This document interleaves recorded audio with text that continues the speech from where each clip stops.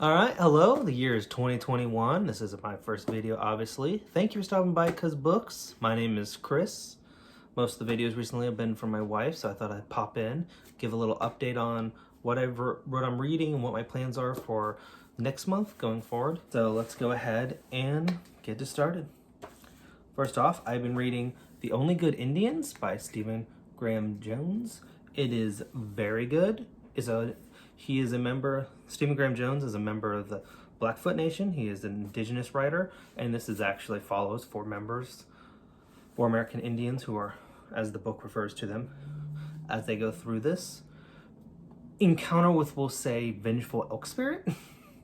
So it makes sense when you read it, and it's actually a lot scarier than it sounds. Like if you read, say, a vengeful elk spirit, it doesn't sound that scary.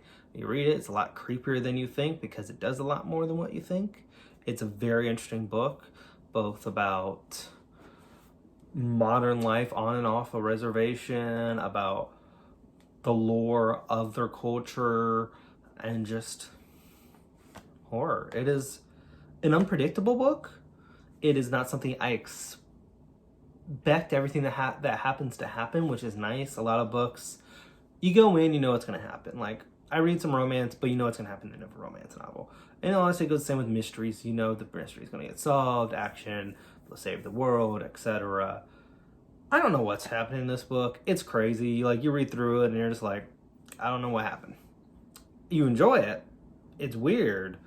But you spend most of the time not knowing what's happening or what to expect, which honestly is nice. It's a very refreshing book in a lot of ways. It's a good winter book too, because a lot of it takes place during the winter and the snow, which doesn't matter to most people, but to me, I like to seasonally orient myself. Books that take place in warmer places, I like during the summertime. Books that take place when it's colder, I like during the winter time. Obviously, Christmas books, I read them during Christmas. Also, some horror around Halloween, of course. But anyways, yeah, that's generally where I focused. A lot of my attention recently has been on this. Lots on comics. I'm not bringing all the comics in. It's a lot of comics. Comment if you want to know what I read, and I'll give you a long list. But I'm actually involved with a comic book website somewhere else, so I don't like crossing them over too much, really. So I'm not going to talk about it here too much, to be honest. Anyways, once I'm done with this book, I thought I'd try some manga in Moriarty the Patriot.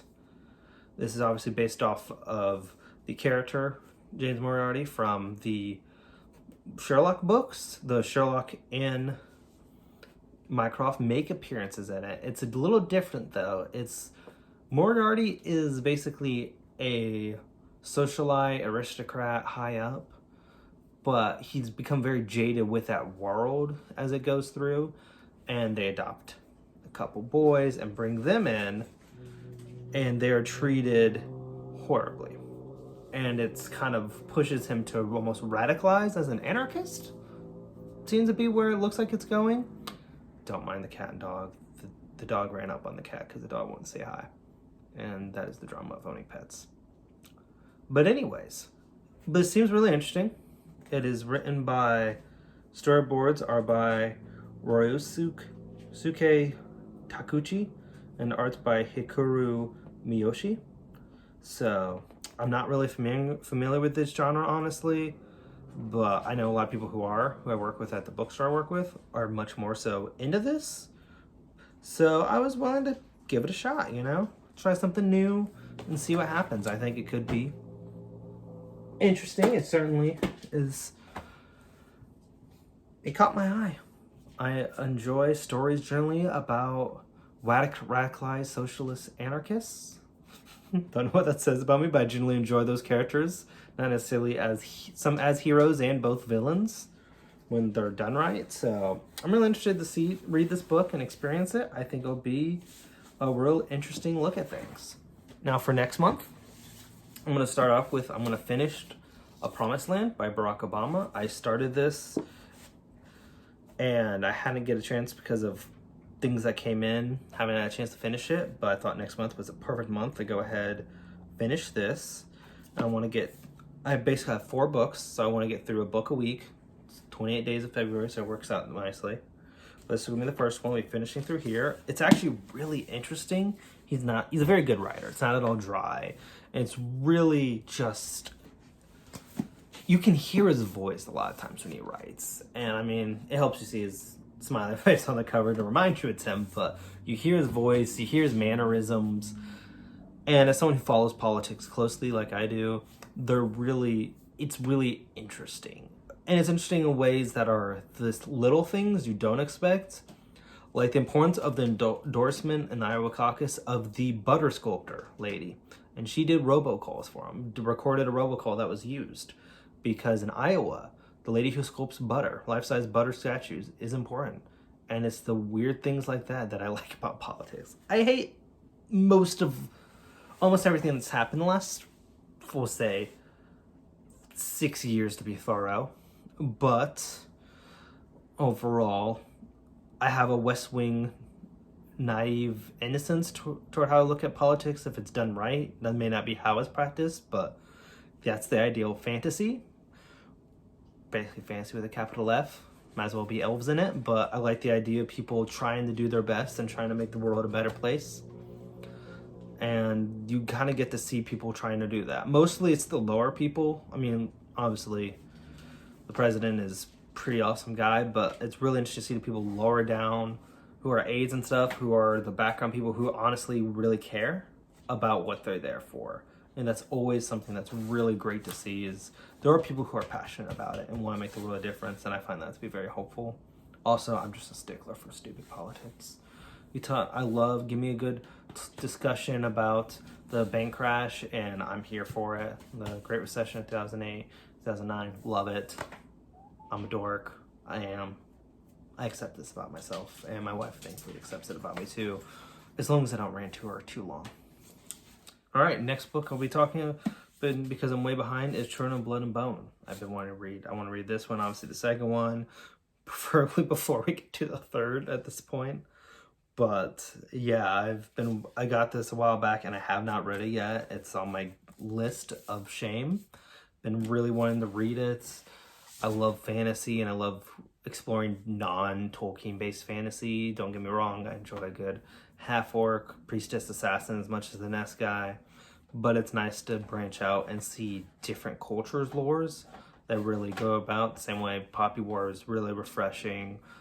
Library of Legends was really refreshing look at things as far as getting into Asian-based fantasy. So I love the idea of getting into other cultures as well, really getting into fantasy, horror, generally the supernatural that's more influenced by other cultures, and just get a different look at the world also. You got to diversify everyone you read from just to really see how people see things differently. Honestly, 99% of the time, it's pretty much the exact same way you'd see it, but there's that 1% of the time where you might get a different insight into something. And two, honestly, it's just enjoyable to read different things. I find it very refreshing last year to branch out and get out of my comfort zone, and I'm really pushing to do that this year. Really pushing to try a lot of different things and a lot of different genres, a lot of new writers. Really push myself to explore new things. I had a great time doing it, and I want to continue to do it. And I am going to continue reading comic books and things I love, but I'm trying to focus less on my safe writers and novel writers and focus really on a lot of new people. So, Onyx, cats. So sassy. All right, third book. So for the third week's going to be, obviously this is a week from like February 1st to February 8th, 8th to 15th, 15 to 22 through 28 type deal. That makes sense, I promise. I know those weeks are a little garbled, but anyways, this is going to be the third week through there. So this one is Yellow Wife by Sadiqa Johnson. And I haven't heard much about, but it's been selling fast at the store. And it's one of those things where if I see a book that's can't keep it on the shelf, I'll generally pick it up and look at it. And the concept is really heavy, but really interesting. I like the idea of historical fiction that's not through the standard lens, so to speak. So for this one, it's actually a woman who is a slave, and she thought that she was going to be set free and she was going to have this life with a person she loves, and that did not happen. Instead, she She ends up at a slave jail and just struggling to stay alive. And it's going to be, I'm sure, brutal and raw, but it's going to be a look at history that I think we all need to take at. It's very easy to just focus on the fun stuff like Hamilton and try to keep it easy, but you definitely have to go through and hit the harder stuff and be like, this is our legacy, this is the things that have happened, and we have to acknowledge them in order to learn from them, because there's a lot of ways things can repeat without being slavery again. There's a lot of lessons there for modern day that go to modern issues going through here, from everything from labor to race relations and the real systemic issues we have in this country that we don't like to talk about and get very upset about. But yeah, so it's good, I think, to reach out and get those books and to have a new context when you look at history by looking at both historical fiction like that. Also plan on this year looking at more histories by people of color and getting a different look at things. So reading Stamped is on my list and things like that to really look and inform myself of things that I didn't learn in school. Wilmington's Lie I read recently was really good, and it's about the coup that white supremacists overthrew the local government of Wilmington, Carolina, I believe North Carolina, back in 1898. And yeah, it was bloody, it was cruel, it was very similar to Tulsa, and these were democratically elected people, and they just overthrew them because some were black and the rest were some were just too much of allies, I guess you'd say, to the African Americans there. So they went ahead and they did a violent coup, and it was very similar to things that occurred on January 6th this year, unfortunately, and it puts a lot of context there. So when you think of things as unprecedented, you look and say, no, this happened just on a smaller scale in terms of the level of the government, but on a large scale in terms of violence and successfulness, unfortunately. All right, and I apologize that there's still a lot of sticker on this book, but my last book is Black Leopard, Red Wolf by Marlon James. Ignore this part because this part's not pretty, but the rest of this cover is gorgeous and dynamic, and it grabbed me as soon as I saw it. Before I even read what it was about, I was in, and I haven't read anything by Marlon James. I'm familiar with A Brave History of Seven Killings, and I'm aware of a few of his books just from selling them.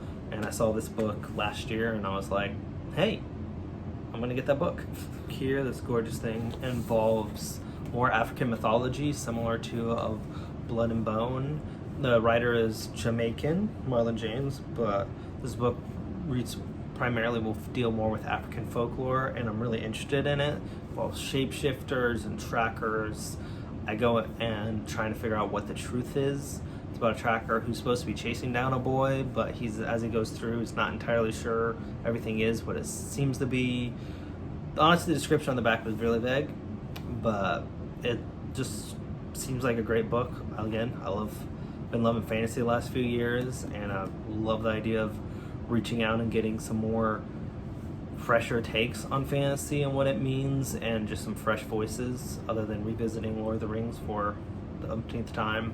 Even if it's not Tolkien, there's a lot of books that revisit Lord of the Rings, if we're being honest, or at least feel like it. So I'm trying to branch out a bit and really look at some things that are different, and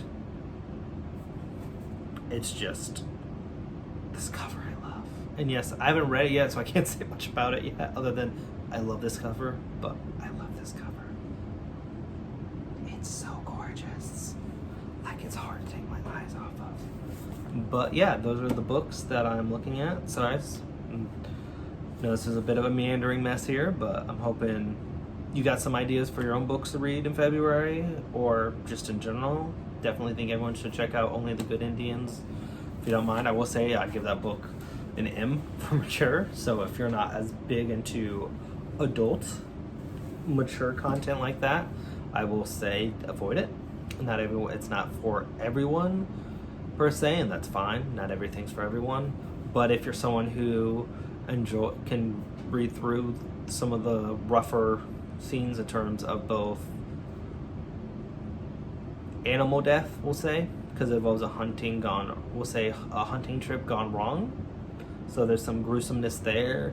There's some gruesomeness in the deaths, and what occurs to some of the bodies after the deaths is quite violent. There's obviously racism, so there's a trigger there for you that if you're someone who's experienced racism, have trouble reading about racist events, someone is in the opening chased down by 4 white guys because he is Blackfoot, because he's an indigenous person, and they feel like it, and they chase him down. And that is, the book does go to some of those areas, and if that's something you can't handle, I wouldn't suggest this, or at least going into it after reading something before that's happier to get you in a good mind space. It can be rough, but it's a great book. It's one of my favorite horror books I've read recently in the last year. It's just not like anything else.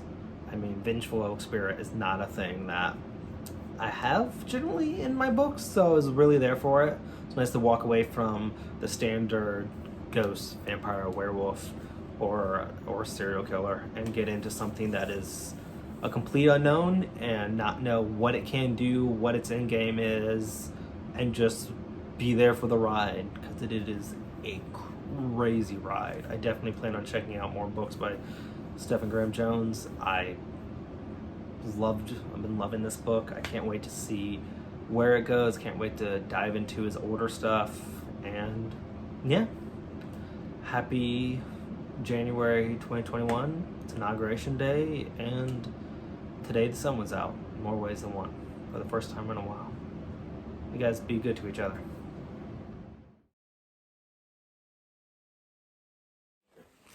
Hi guys, this is my channel. My name is Maple. I'm here to talk to you about my favorite bones in the household, ranked from least to greatest, and then from size.